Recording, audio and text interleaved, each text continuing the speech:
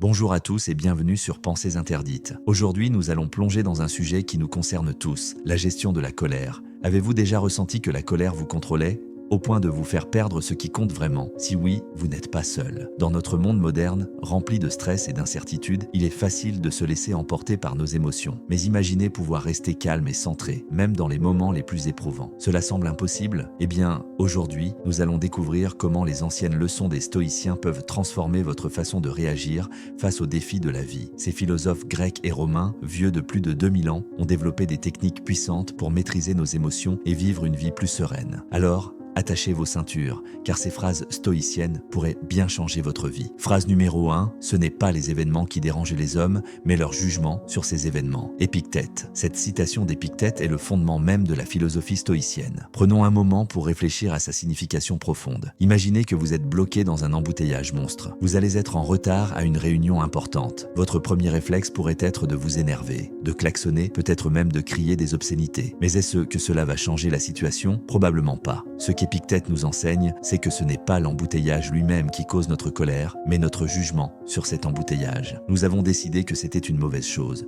une catastrophe, et c'est ce jugement qui provoque notre réaction émotionnelle. Mais que se passerait-il si nous changions notre perspective? Si, au lieu de voir cet embouteillage comme une catastrophe, nous le voyions comme une opportunité de prendre une pause, d'écouter un podcast intéressant ou simplement de pratiquer la patience. Soudain, la même situation devient beaucoup moins stressante. La prochaine fois que vous vous sentez en colère, prenez un moment pour vous demander: est-ce vraiment la situation qui me met en colère ou est-ce mon jugement sur cette situation? Vous pourriez être surpris de la réponse. Phrase numéro 2, la meilleure vengeance est de ne pas être comme votre ennemi. Marc Aurèle. Marc Aurèle, l'empereur philosophe, nous offre ici une perspective puissante sur la gestion de la colère et du ressentiment. Combien de fois avons-nous été tentés de rendre l'appareil à quelqu'un qui nous a blessés ou offensés? C'est une réaction naturelle, presque instinctive. Mais Marc Aurèle nous invite à prendre du recul et à réfléchir aux conséquences de nos actions. Imaginons un scénario, un collègue vous a critiqué injustement devant toute l'équipe. Votre premier instinct pourrait être de riposter, de le critiquer à votre tour, peut-être même de comploter pour lui causer des ennuis. Mais en faisant cela, que devenez-vous? Ne devenez-vous pas exactement comme la personne que vous méprisez? Marc Aurèle nous rappelle que la véritable force réside dans notre capacité à ne pas nous abaisser au niveau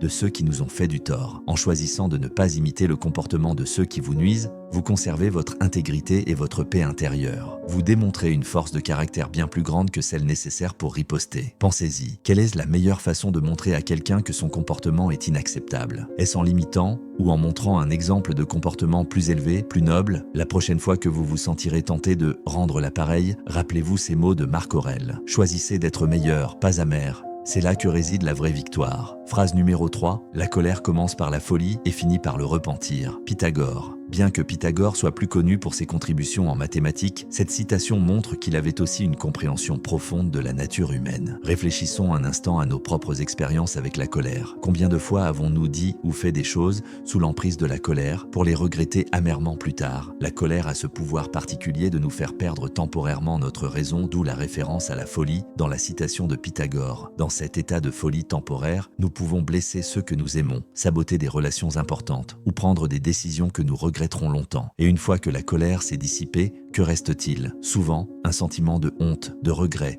et parfois des dégâts irréparables. Pythagore nous invite à prendre conscience de ce cycle. En reconnaissant que la colère n'est qu'un état temporaire qui mène inévitablement au regret, nous pouvons commencer à la voir pour ce qu'elle est vraiment, une émotion passagère qui ne mérite pas de contrôler nos actions. La prochaine fois que vous sentez la colère monter, essayez ceci. Prenez une profonde respiration et demandez-vous: est-ce que je veux vraiment me mettre dans un état que je vais regretter plus tard? Cette simple pause peut souvent suffire à briser le cycle de la colère avant qu'il ne commence. Maintenant que nous avons exploré ces 3 puissantes citations stoïciennes, comment pouvons-nous les appliquer concrètement dans notre vie quotidienne? Je voudrais vous proposer un exercice simple mais efficace. Le délai stoïcien. La prochaine fois que vous vous sentez sur le point de réagir avec colère, imposez-vous un délai. Cela peut être aussi court que 10 secondes ou aussi long que 24 heures, selon la situation. Pendant ce délai, ne faites rien, ne répondez pas à ce message énervant, ne criez pas sur cette personne qui vous a frustré. Attendez simplement. Pendant ce délai, rappelez-vous les enseignements que nous avons discutés aujourd'hui. 1. Est-ce vraiment la situation qui vous met en colère